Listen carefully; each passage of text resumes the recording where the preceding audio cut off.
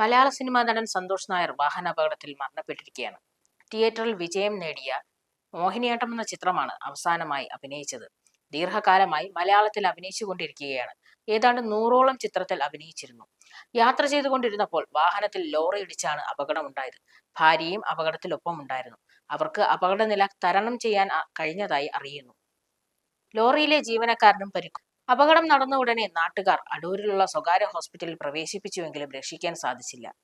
സിനിമയിലുപരിയായി എല്ലാ കാര്യത്തിലും സജീവമായി നിൽക്കുന്ന സന്തോഷിന്റെ അപ്രതീക്ഷിതമായ വിയോഗം ഏറെ ഞെട്ടലുണ്ടാക്കിയിരിക്കുകയാണ്. സഹപ്രവർത്തകരോട് വളരെ സ്നേഹത്തിൽ പെരുമാറുന്നത് കൊണ്ട് തന്നെ എല്ലാവർക്കും പ്രിയങ്കരമായിരുന്നു. നായകർക്കൊപ്പവും പ്രതിനായകനൊപ്പവും നിരവധി ചിത്രങ്ങളിൽ അഭിനയിച്ചിട്ടുണ്ട്.